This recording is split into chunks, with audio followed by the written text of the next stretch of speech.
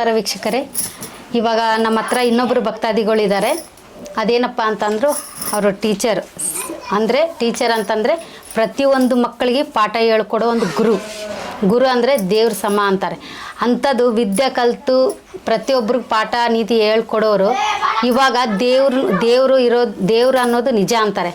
ಗುರುಗಳನ್ನ ನಂಬ್ತಾರೆ. ಯಾಕಂದರೆ ಇವ್ರದ್ದು ಬಾಳೆ ನಂಟು. ಅದು ಯಾವ ಥರ ನಂಟು ಅಂತ ಕೇಳೋಣ. ಕೂತ್ಕೊಂಡಿದ್ದಾರೆ, ಬನ್ನಿ ಫ್ರೆಂಡ್ಸ್.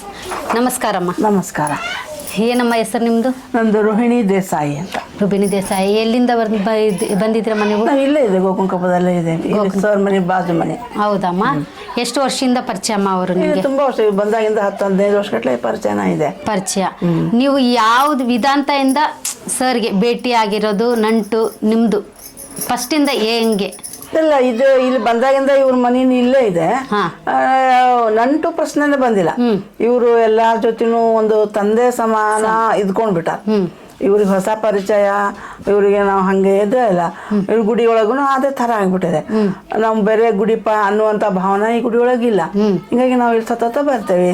ಇವಾಗ ಅದು ಒಂದು ನಮ್ಮಲ್ಲಿ ಶ್ಲೋಕ ಉಂಟು, ಶ್ರದ್ಧಾವಾನೇ ಲಗತೆ ಜ್ಞಾನಂ ತಸ್ಮರ ಸ್ನೇಹತೇಂದ್ರಿಯ. ಶ್ರದ್ಧೆ ಎಲ್ಲದ ಅಲ್ಲಿ ಜ್ಞಾನದ, ಎಲ್ಲಿ ಜ್ಞಾನದ ಅಲ್ಲಿ ಶ್ರದ್ಧೆವದ.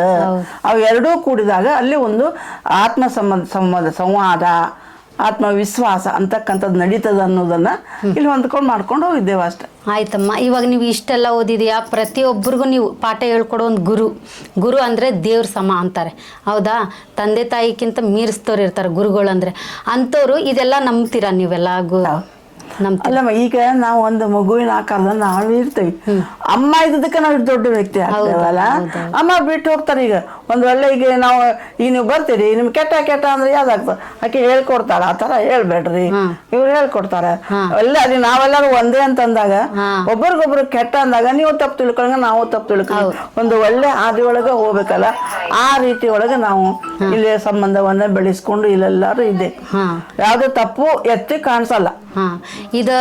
ಇದನ್ನು ನೀವು ನಂಬ್ತೀರಾ, ಕಠಿಣವಾಗಿ ನಂಬ್ತೀರಾ? ಈ ಗುರುಗಳ ಹತ್ರ ಬಂದ್ರೆ ಹಿಂಗ್ ವಾಸಿ ಆಗುತ್ತೆ. ಇವಾಗ ಪ್ರತಿಯೊಬ್ರು ಹಲವಾರು ಕೆಲವರು ಇದೇ ಕಾರಣಕ್ಕಂತ ಬರಲ್ಲ. ಒಂದು ಮದುವೆಗಾಯ್ತು, ಒಂದು ಮಕ್ಕಳಿಲ್ಲ ಅಂತ ಆಯ್ತು, ಒಂದು ಬಿಸ್ನೆಸ್ ಆಯ್ತು, ಮಾಟ ಮಂತ್ರದಾಯ್ತು, ಪ್ರತಿಯೊಂದು ಅದು ನಿವಾರಣೆ ಮಾಡೋ ಶಕ್ತಿ ಇದೆಯಾ ಗುರು ಹತ್ರ? ಕಣ್ಣು ಮುಚ್ಚಿ ಹೇಳ್ಬೋದು. ಹೌದಾ?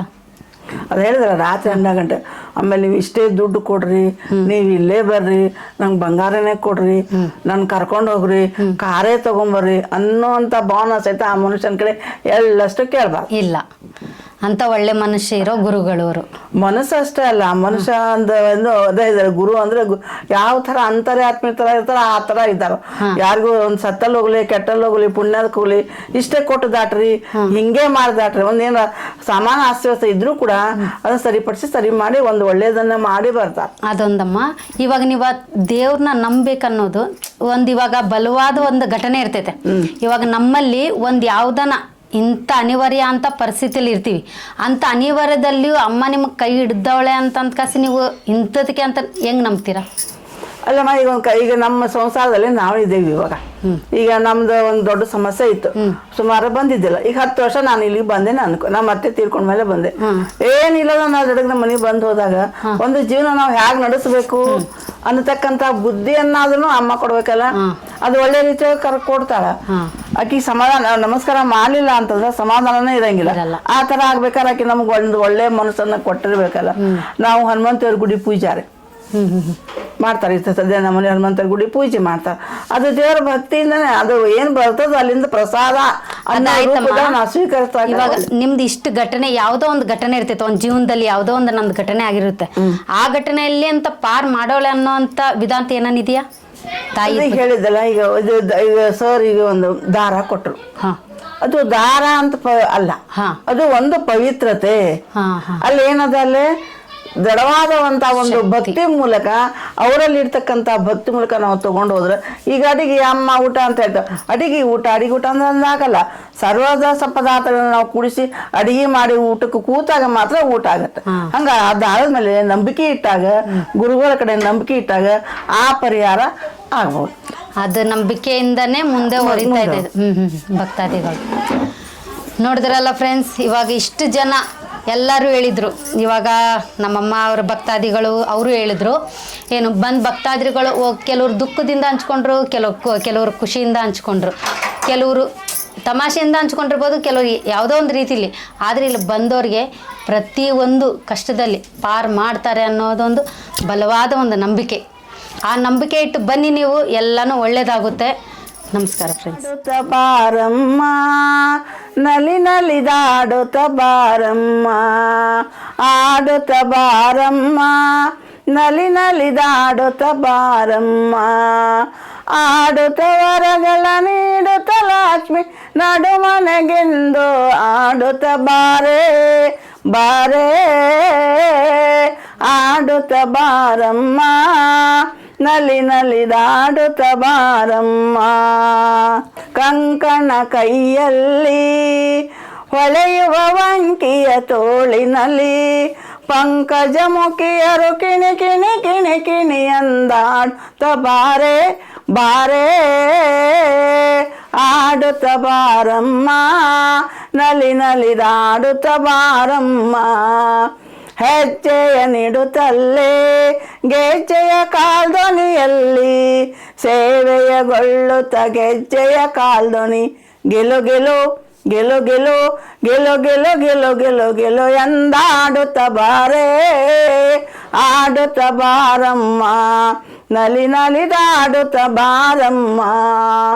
ಜಗವನ್ನು ಉದ್ಧರಿಸುತ್ತಲೇ ಜವರಿಂದ ಡಮತಿ ನಟಿಸುತ್ತಲೇ ಜನರು ನೋಡಿ ಜಯ ಕೊಡುತ್ತಾ ಜಯ ಕೊಡುತ್ತಾ ಉಲ್ಲಾಸದಲ್ಲಿ ಜಗದಂಬೆ, ಉಲ್ಲಾಸದಲ್ಲಿ ಜಗದಂಬೆ ಜಯ ಜಯ ಜಯವೆನ್ನುತ್ತಾ ಬಾರಮ್ಮ, ಆಡುತ್ತ ಬಾರಮ್ಮ ನಲಿ ನಲಿದಾಡುತ್ತ ಬಾರಮ್ಮ.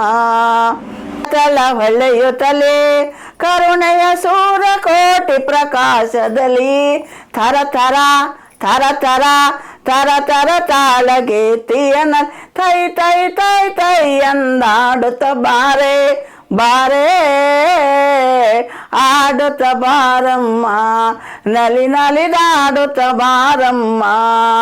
ಸನ್ನತ ಪುರವರದೆ ನೆಲೆಸಿದೆ ಕೊಲ್ಲಾಪುರದಲ್ಲಿ ಭಕ್ತರ ಕರದಿಂದ ಹರಿವಿಠಲೇಶನ ಕರುಣೆಯಲಿ ಹರಿನರಸಿಂಹನ ಅರಸಿ ಮಾಲಕುಮಿ ಆಡುತ್ತ ಬಾರಮ್ಮ ನಲಿ ನಲಿದಾಡುತ್ತ ಬಾರಮ್ಮ. ಆಡುತ್ತ ವರಗಳ ನೀಡುತ್ತ ಲಕ್ಷ್ಮಿ ನಡುಮನೆಗೆಂದು ಆಡುತ್ತ ಬಾರೆ ಬಾರೇ ಬಾರಮ್ಮ.